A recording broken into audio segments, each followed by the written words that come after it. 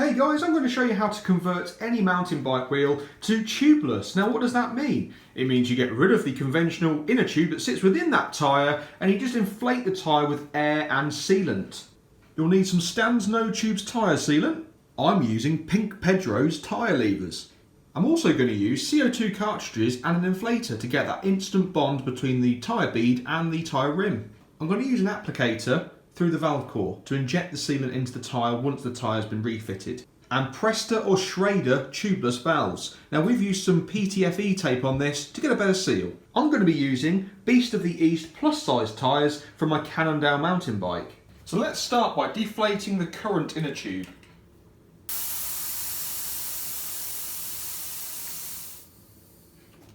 Focusing on one side of the wheel, try and take the tyre bead away from the wall of the wheel and you'll find that it'll slowly pull away to the centre. You'll know when you're getting somewhere because the tyre becomes a lot more easier to move around. Get your tyre lever in there, pull it towards the edge of the rim, lock it over the top and click it onto one of the spokes. Use your other tyre lever to run around the edge of the bead all the way around to pop the tyre off the rim.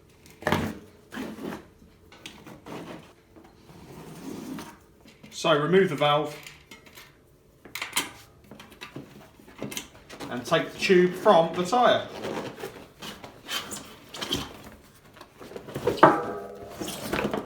You would actually be amazed of the weight saving you can actually achieve from taking these tubes out of these tyres and going tubeless. Roll it up, keep it safe, put it in your trail bag. You never know if you might need it out on the ride. At this stage, it's a really good idea just to wipe the bead of the tyre so that when you do inflate it, it seats nicely on the rim. Next thing, just ensure that you've got a proper seal on the inside of the rim here. Most mountain bike rims these days are tubeless ready, and what that means is they have a tape or a plastic seal here that stops air from escaping through the holes in the spokes. Now if you don't have this tape, you can get some Gorilla tape just to stick on the inside all the way around the rim, and what you do is just poke a hole through here for your valve, and that will ensure that no air will leak through once you put your sealant in and you inflate the tyre. So let's install our tubeless valve with PTFE tape on it. And what you really need with this is a decent seal. Make sure you do this at tight. Let's inflate the tyre. Again, it's really a case of getting the tyre into the centre of the rim so that when you get to the end you can just lever it into place. And you do have to do this with some force. Just slowly manoeuvre it over the lip here into the centre as best as you can.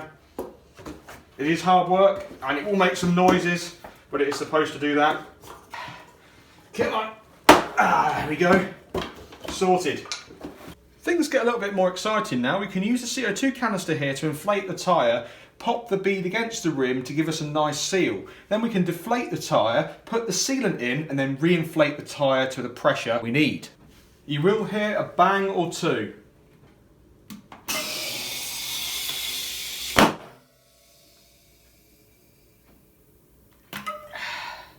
At this stage, it would be expected to hear hissing from the tyre. Now this could be previous punctures, it could be a leak in the system. That's all we need to do for now. We've got the seal that we needed around the bead of the rim, both sides. It's sitting there really tight, you can see it's perfectly level. It's in the place it needs to be. So at this stage we can deflate the tyre. Could even remove the valve core. We need some of Stan's No Tubes. Now I'm going to use 100ml. In this tyre, and whatever I don't use will go back in to the bottle for next time.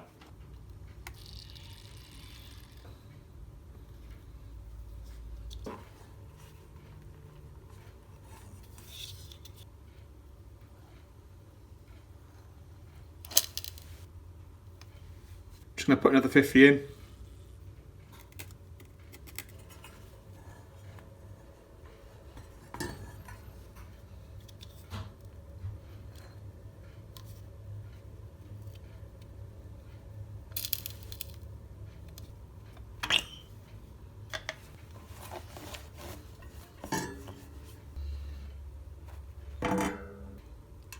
I'm going to restore the valve core and then re-inflate the tyre with a CO2 cartridge and then top the tyre up to about 45 psi and give it a good shake around to get that fluid mixed in the tyre.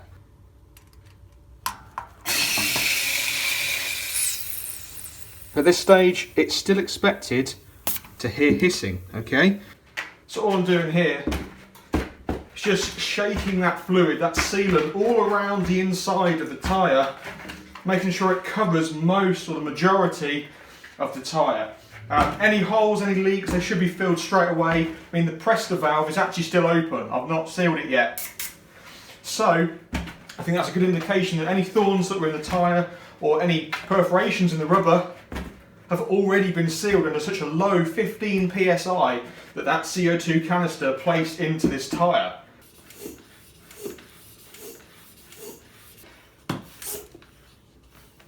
Should do the trick.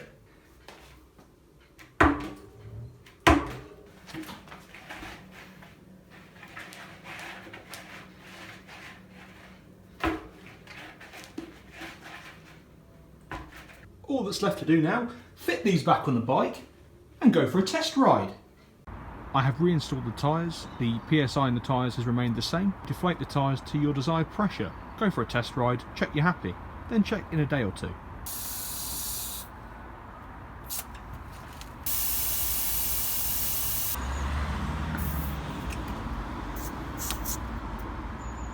So this is running 20 psi on the front tyre over the 120mm forks, and I'm running 25 psi in the rear. Benefits of going tubeless include less opportunity for flat tyres, pinch flats, blowouts. In theory, the sealant we have placed into the tyre should seal any puncture within reason.